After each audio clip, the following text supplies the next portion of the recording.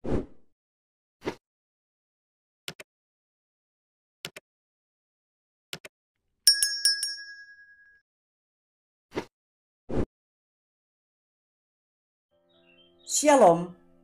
teman-teman yang diberkati Tuhan. Jumpa lagi dengan Om Jono dalam kata hari ini.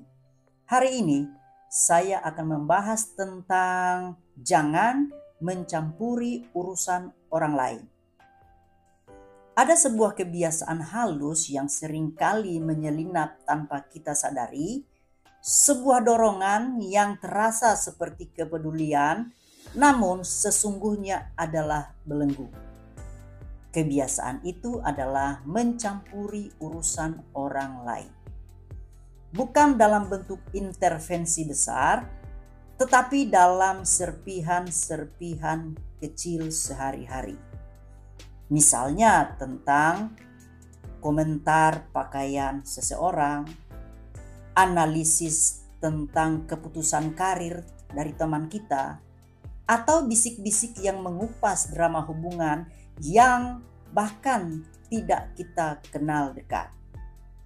Tentu saja ini mengenai orang lain. Hari ini saya berhenti sejenak untuk melakukan kontemplasi mendalam tentang kebiasaan ini. Saya bertanya pada diri sendiri, mengapa kita melakukannya? Dan berapa harga yang harus kita bayar untuk tiket masuk ke dalam kehidupan orang lain?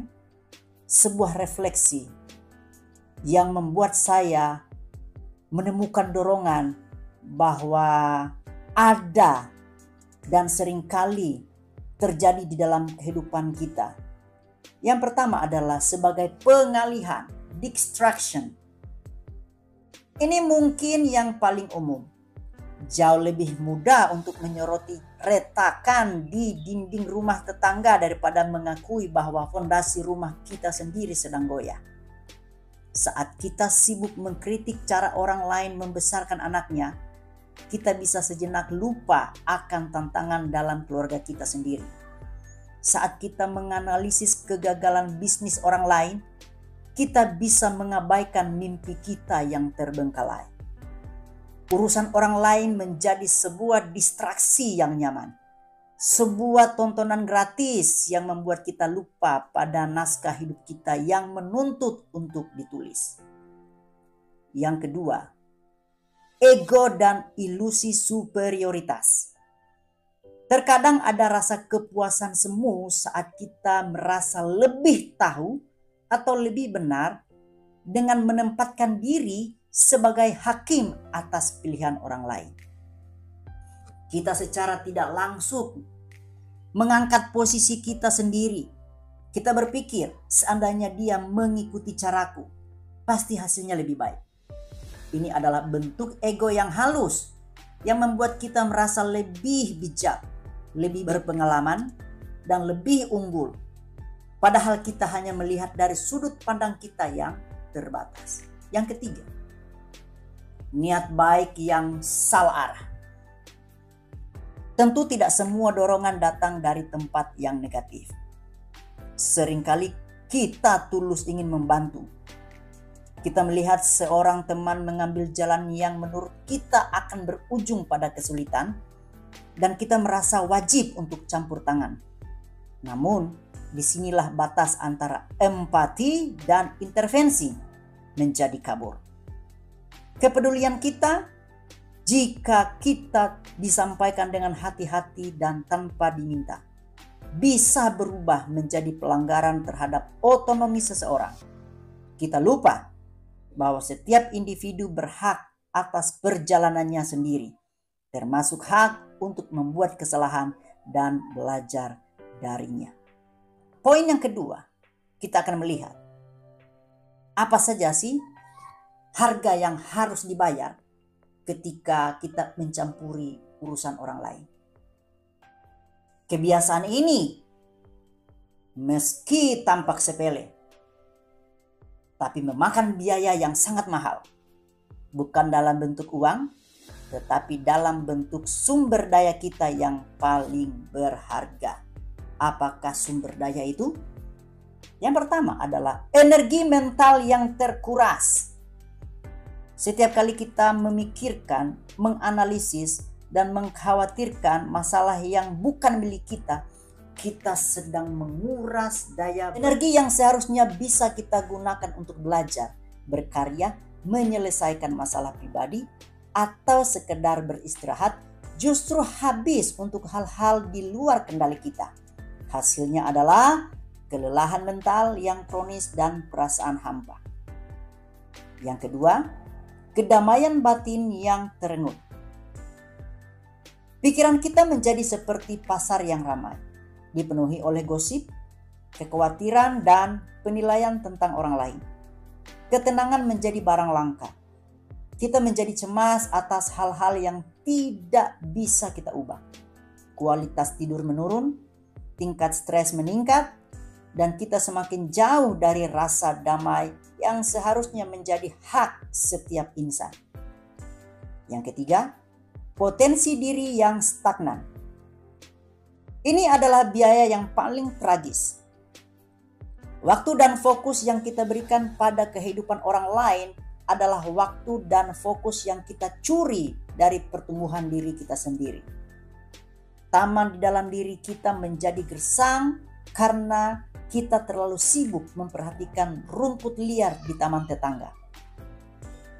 Buku yang ingin kita tulis, keahlian yang ingin kita pelajari, hubungan yang perlu kita perbaiki, semuanya terbengkalai. Poin yang ketiga, bagaimana kita bisa membebaskan diri dari jangan mencampuri urusan orang lain ini? Ketika kita menyadari hal ini adalah langkah pertama, dan langkah selanjutnya adalah tindakan sadar untuk mengubah arah fokus kita. Ini adalah sebuah latihan, sebuah seni yang perlu diasah setiap hari. Apakah landasan tersebut? Yang pertama, menjadi penjaga gerbang pikiran. Saya belajar untuk lebih waspada terhadap apa yang saya izinkan masuk ke dalam pikiran saya. Ketika dorongan untuk mengomentari atau menghakimi muncul, saya mencoba berhenti sejenak dan bertanya, apakah ini urusanku? Apakah memikirkan ini akan membawa kebaikan bagi diriku atau orang lain? Apakah ini bermanfaat? Seringkali jawabannya adalah tidak. Yang kedua, mengalihkan energi ke rumah sendiri. Setiap kali energi untuk mengintip keluar jendela muncul, saya secara sadar mengalihkannya untuk membersihkan rumah sendiri. Saya bertanya pada diri sendiri, apa satu hal yang kecil bisa saya lakukan untuk memperbaiki diri hari ini? Apakah saya sudah cukup minum air? Sudahkah saya bersyukur? Adakah pekerjaan yang tertunda yang bisa saya cicil? Energi itu diubah dan destruktif menjadi konstruktif. Yang ketiga, membedakan empati dan intervensi. Pada akhirnya, jangan urusi urusan orang lain. Bukanlah sebuah ajakan untuk menjadi apatis atau tidak peduli. Justru sebaliknya, ini adalah ajakan untuk menjadi sangat peduli, tapi dengan urutan prioritas yang benar. Peduli pada diri sendiri terlebih dahulu. Dengan berhenti menjadi manajer bagi kehidupan orang lain, kita sedang membebaskan mereka untuk menjalani takdirnya. Dan yang lebih penting, kita dimerdekakan dari diri kita sendiri. Kita dibebaskan dari energi yang membelenggu kita. Kita membebaskan energi kita untuk bertumbuh, membebaskan pikiran kita untuk meraih ketenangan, dan membuka hati kita untuk membangun versi terbaik dari diri kita. Karena pada akhirnya, mahakarya besar yang kita ciptakan dalam hidup ini adalah diri kita sendiri. Dan sebuah mahakarya membutuhkan fokus penuh dari senimannya. Tuhan memberkati kita sekalian. Sampai jumpa pada program Kata Hari ini berikutnya. Tuhan memberkati.